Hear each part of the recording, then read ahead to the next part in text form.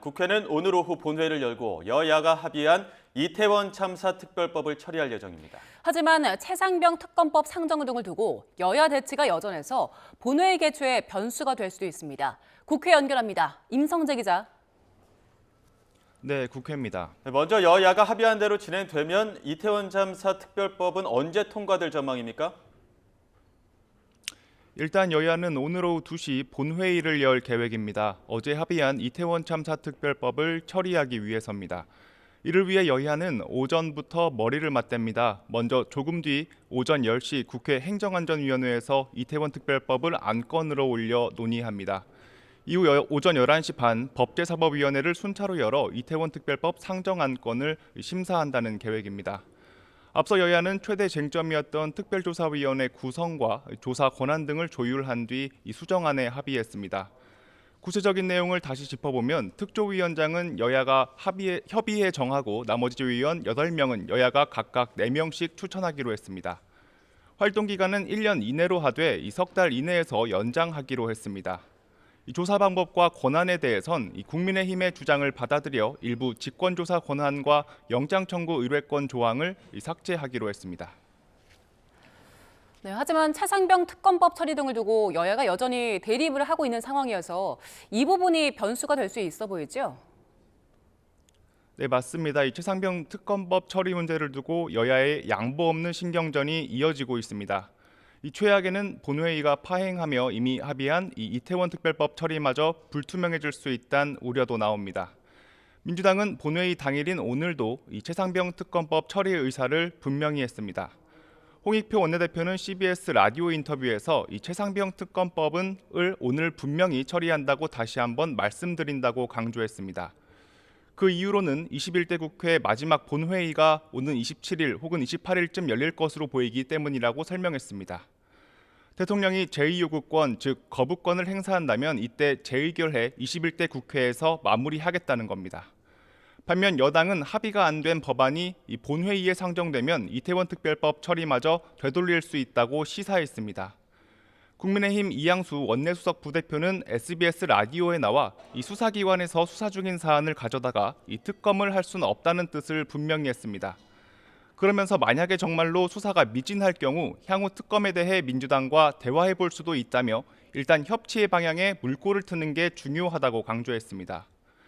이 YTN과 통화에서도 이양수 수석은 이 최상병 특검법이 상정될 경우 국민의힘은 보이콧을 할 수 있다고 전했습니다. 전세 사기 특별법 부의 여부 역시 여야가 대치하는 국면이지 않습니까? 네, 민주당이 단독 처리를 시사한 현안 가운데 하나로 전세 사기 특별법도 있습니다. 앞서 민주당은 이 법을 본회의로 직회부했는데요. 이 본회의 부의 여부, 그러니까 본회의 논의 사안으로 올릴지 여부를 오늘 본회의에서 표결 처리해야 한다는 입장입니다. 국회 시간표상 오늘 부의가 이루어져야 오는 27일에서 28일 열리는 21대 국회 마지막 본회의에서 안건으로 상정해 처리할 수 있다는 입장입니다. 민주당이 처리를 주장하는 전세 사기 특별법은 간단하게 선구제 후회수 내용을 담고 있습니다.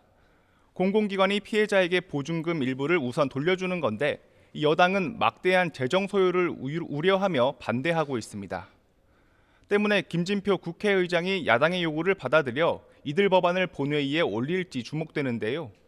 김 의장은 원론적으로 여야 합의가 돼야 법안 처리를 할 수 있다는 입장을 유지하며 고심 중인 것으로 전해졌습니다. 네, 각 당 상황도 알아보죠. 먼저 국민의힘은 황의여 비대위가 공식 출범할 걸로 보이고 민주당은 비례위성정당과 합당 절차를 마무리한다고요? 네, 국민의힘은 오전 전국위원회를 엽니다. 이 비상대책위원장으로 지명된 이 황의여 상임고문에 대한 임명 안건을 의결하기 위해서입니다.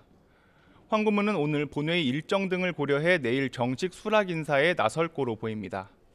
이 비대위 구성에도 관심이 쏠리는데 이 황 고문은 아침 YTN과 통화에서 최대 15명까지 구성할 수 있지만 일단은 7명에서 9명 수준이 될 것 같다고 밝혔습니다. 하지만 완전한 황의여 비대위 체제가 출범하기까진 시간이 좀 더 걸릴 거로 예상됩니다. 당연직으로 원내대표 등이 포함돼야 하는데 이 신임 원내지도부 구성은 선출이 이뤄지는 오는 9일 이후에나 매듭지어질 계획이기 때문입니다. 이 친윤 핵심 이철규 의원의 원내대표 출마에 대한 이 설왕설래가 이어지는 가운데 이 추경호 의원과 송석준 의원 등의 공식 출마 여부도 관심입니다. 민주당은 비례대표 위성정당인 더불어민주연합과 합당 절차를 사실상 마무리합니다. 양당 수임기관 합동회의를 열어 합당 안건을 공식 의결하는 겁니다. 이어 민주당이 중앙선관위에 합당 신고를 마치면 이 민주연합은 민주당으로 최종 흡수됩니다. 22대 총선에서 민주연합은 당선인 14명을 냈는데요. 이 진보당과 새진보연합 소속 4명을 빼면 모두 10명이 민주당에 합류하게 됩니다. 결과적으로 민주당은 22대 국회를 171석으로 출발하게 될 거로 보입니다. 지금까지 국회에서 전해드렸습니다.